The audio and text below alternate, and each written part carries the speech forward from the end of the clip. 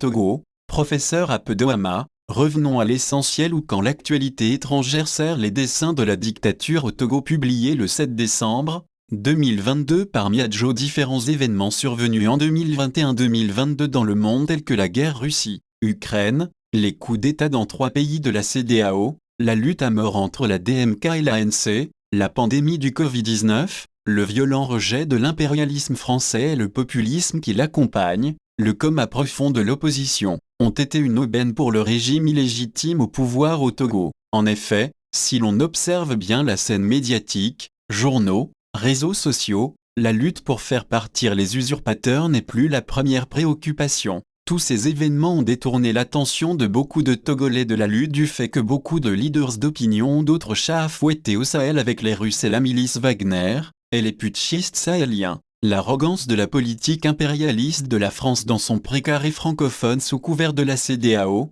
un syndicat de dictateurs, a mobilisé les énergies pour un rejet unanime de la domination étrangère et du néocolonialisme. Combattre la France en oubliant ses dictateurs africains, et du pain béni pour les tenants de la dictature. On se demande même s'ils ne souhaiteraient pas que ces actualités continuassent de détourner l'attention des Togolais. Les militaires de Guinée, du Mali et du Burkina Faso qui sont plus habiles à faire des coups d'État qu'à détruire les djihadistes rétrogrades, suscitent une grande ferveur relayée par un populisme qui recourt souvent à tous les excès démagogiques par rapport à la nature de ses pouvoirs et surtout à leurs projets de développement qu'aucun de ces régimes militaires ne propose. Aucune libération ne peut faire l'impasse sur l'économie qui procure la richesse, des emplois et l'indépendance à conquérir après la filouterie des indépendances chacha de 1960. Ils veulent s'éterniser au pouvoir mais personne ne parle de développement et de stratégie militaire pour anéantir le djihadisme archaïque. Tout leur programme, pour certains,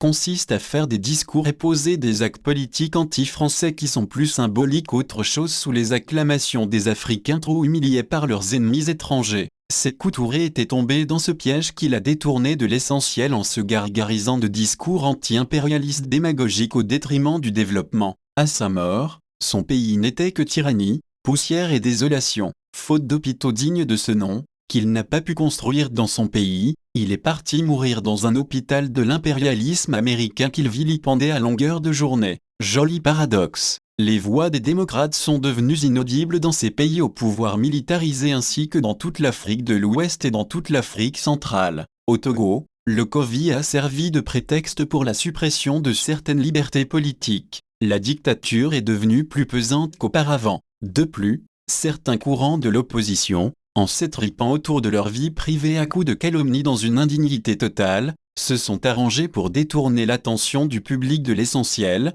l'éradication de la dictature. Les partis qui ne participent pas à ce combat de chiens et de chats, sont devenus des spectateurs qui comptent les coups pour pouvoir en tirer profit éventuellement. C'est vraiment triste pour notre pays qui souffre tant. Revenons à l'essentiel. Les usurpateurs sont déjà en ordre de bataille pour préparer les élections frauduleuses dont le pays est coutumier. L'opposition qui prétend combattre la tyrannie sera-t-elle simple spectatrice d'un énième putsch électoral, ou s'y précipitera-t-elle en complice participationniste pour les cautionner? L'heure est grave. L'opposition qui se réclame de la démocratie, doit sortir de son coma profond, remobiliser le peuple pour le changement. Revenons à l'essentiel pour sauver notre pays. AY Togo Ata Pedoama.